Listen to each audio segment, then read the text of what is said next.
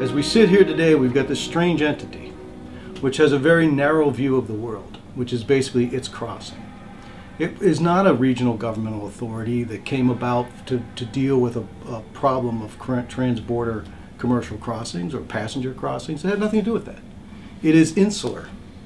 It is meant to help itself. It is there for no reason but to perpetuate itself. At one point during the discussions early on, I had raised a question at a public meeting. Well, what about this impact in Buffalo? Or what about this impact off? And I was told by one of the consultants, the Public Bridge Authority has no interest in what goes on outside its plaza. To me, that said a lot. You know, they were saying, oh, a second bridge, indispensable. We've now learned that that's not the case. And, oh, we have to build this giant plaza. We've learned that's not the case. And sometimes these organizations just have this self-preservation mechanism built in. They feel they have to spend money to continue to collect tolls and to continue to do whatever it is they do. But neighborhoods shouldn't be victimized. The difficulty in a phrase is a lack of transparency, a lack of accountability, and frankly, a lack of predictability. Nobody knows what the PBA is going to do next, except that their track record seems to be that they will float an idea, notwithstanding the fact that the numbers don't really work, notwithstanding the fact that there's no appetite in the capital markets to fund their idea. They will float an idea for a very long time. They'll pay staff, they'll purchase the services of consultants and attorneys with this revenue stream that they have. But one doesn't really know at the end of the day what's going to be happening. The traffic that comes over that bridge pays tolls that the Public Bridge Authority keeps. And then it travels south for an average of 500 miles. 98% of the trucks that come across that bridge don't stop in Buffalo. Buffalo is just a doormat. So this is a rogue organization that internalizes profits and externalizes costs. And the people who live there pay with the market value of their homes, they pay with the quality of their life, and they pay with their health.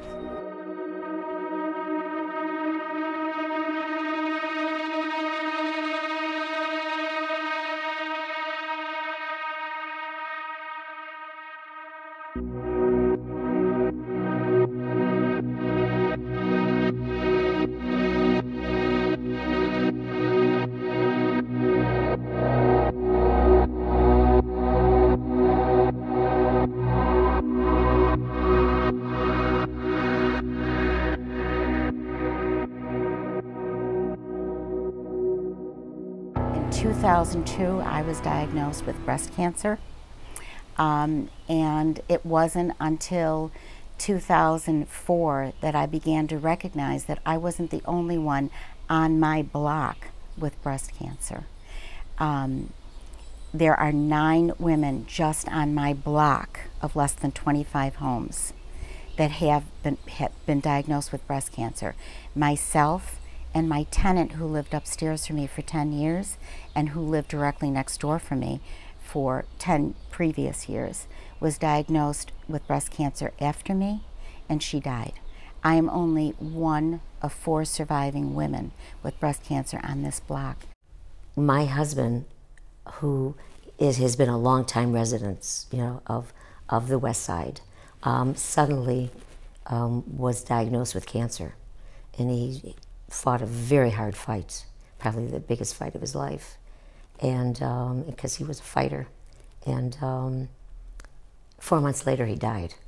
It was acute myeloid leukemia, came out of nowhere, and of course, it's very hard to exactly say this was a direct responsibility of his illness, but it's certainly all of the data that has been put forward and proven and linked to the truck traffic and to the diesel admission certainly has proven that we have cancer, asthma, heart failure, heart problems, and other related health problems in our area. And right outside our back door, I mean, they set up their equipment, and they tested the air quality, and it was proven that, you know, there is a lot of pollution or exhaust from the engines. And I'm like, well, we could have told you that. I mean, we're here. I mean, we see the kids every day. They can't run from here to there without coughing. And you wonder why, and you ask them, oh, I have asthma. And okay, and how long have you been here? And how long have you had asthma? And they'll tell you, you know, since I came to Buffalo, I wasn't like that in Puerto Rico or wherever I was from. So you see it, you know, and it's sad. It's sad because they're just kids. They want to play outside, you know, and they can't even play outside. We talk very much about students being absent and from school, and but you know, when a person has been sneezing, wheezing all night, it's very hard to say that even if they show up for school, that they're going to be paying much attention.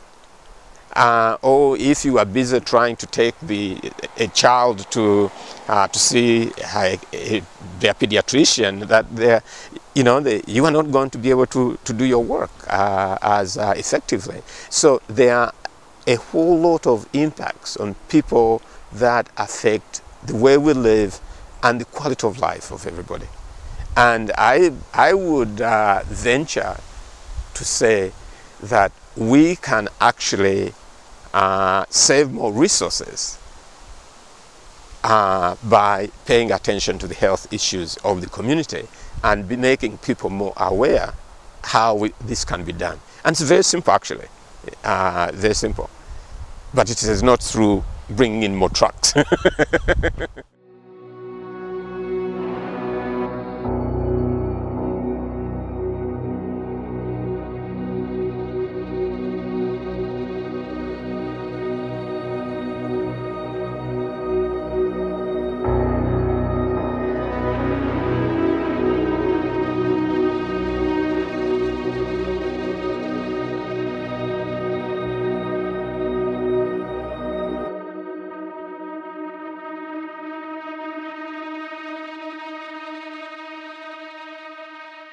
Right now, the Peace Bridge is a very negative influence on this community, particularly with regards to the health of the neighborhood residents. And that's not just the people who are living immediately surrounding the bridge, but also throughout the west side. We have very high incidences of respiratory illness and asthma, primarily, or especially in children, throughout the west side. So any expansion of that bridge, any expansion of commercial trucks coming across that bridge is going to adversely affect the health of this community.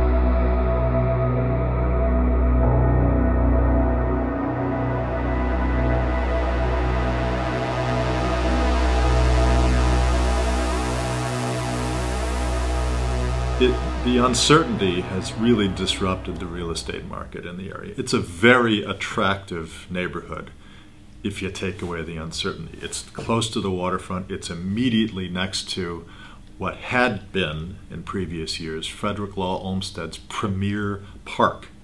The front park is the place that overlooks the place where the Niagara River begins. You can see Canada.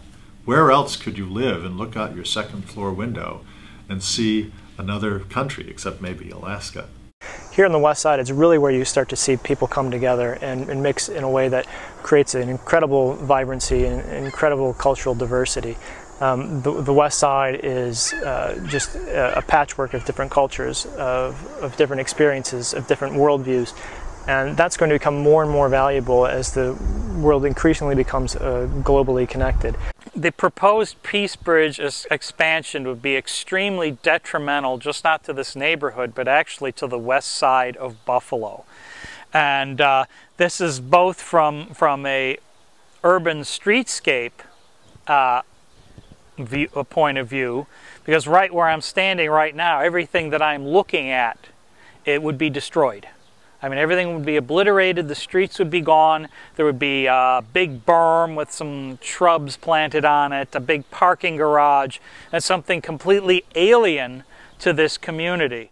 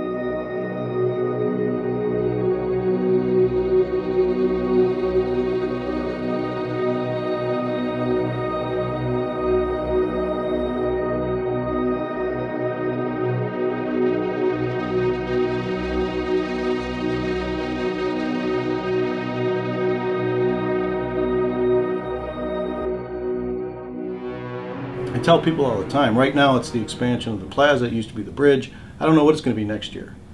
But I do know without access to the internal opening operations of this entity, we're never going to really be able to have a consistent relationship of mutual benefit with the Public Bridge Authority. It's clear that those people are highly ambivalent about the information that they're giving the public. So the process itself is tainted.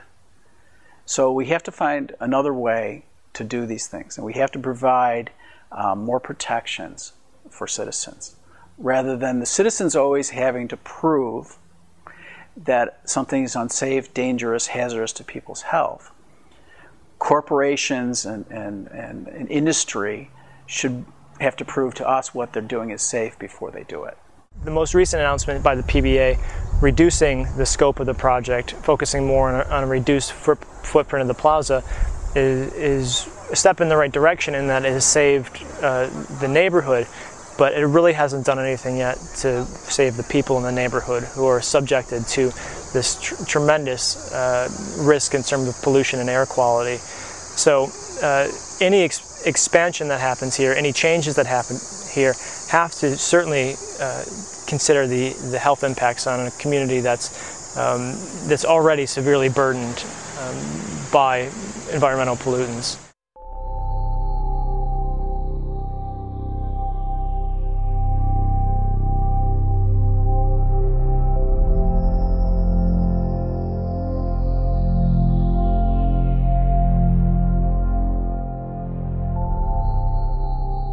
Nobody has approached us from the authorities and laid out what the plan is going to look like. I've been looking at it behind me. I have 15 years of boarded up houses. I don't know what this new plan is going to look like. I don't know if I'm not going to have trucks right up to my fence here.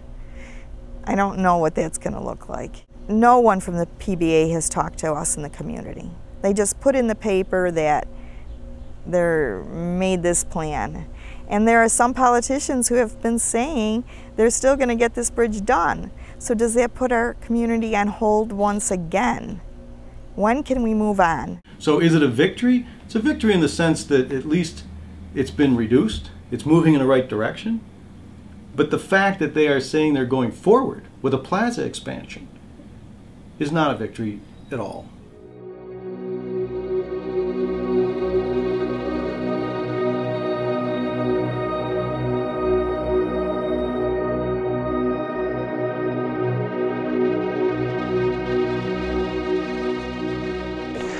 We need to be thinking about getting those trucks and that freight somewhere where we can have value-added services, somewhere that we can have connections to air travel and to rail travel, to really build long-term permanent jobs for this region. And that's not going to happen here on the west side. That's not going to happen adjacent to downtown. So we need a much broader lens when we're thinking about what is the best place to facilitate these border crossings. This is a great place, and I think once all these questions about this bridge expansion can finally be put to rest, and something is going along the lines where the trucks are finally going to be taken away from here and crossing the border in a more opportune location, a better location for the community to handle this traffic, there's going to be a surge of investment. People will want to live on the lake in this community. Those of us who pay attention to regional economics would really like to see the existing freight traffic diverted to the rail bridge, because the rail bridge a mile or so downstream is environmentally smarter, and there's a compelling economic rationale for increasing freight traffic via rail rather than via truck.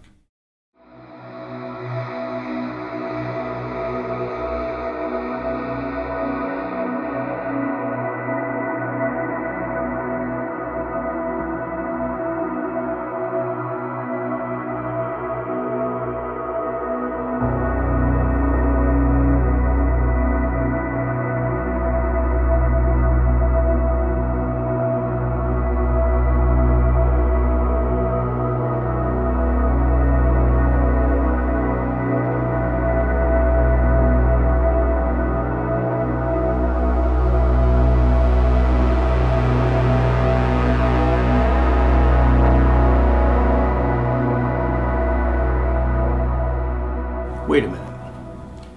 I just want you to tell me, Public Bridge Authority. We know why you want this. Because it helps you. It makes you bigger. It generates revenues. It keeps you spending more money. Because as long as you're spending more money, you're increasing your bonding. As long as you're increasing your bonding, you're not coming towards your statutory deadline of going away. We understand why it helps you.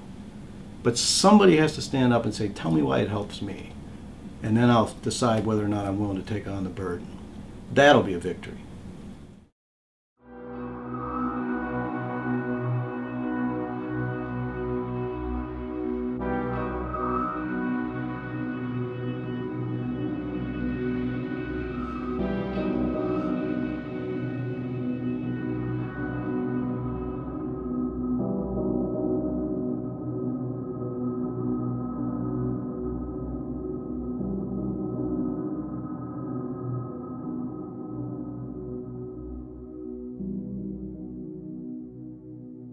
This is not going to go away.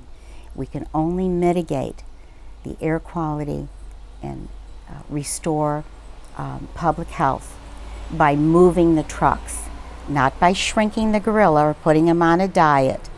But this project is the wrong project in the wrong place. And we have to move the trucks out of this urban area. We have to restore this international crossing to a signature crossing for passenger cars, because that's the right thing to do.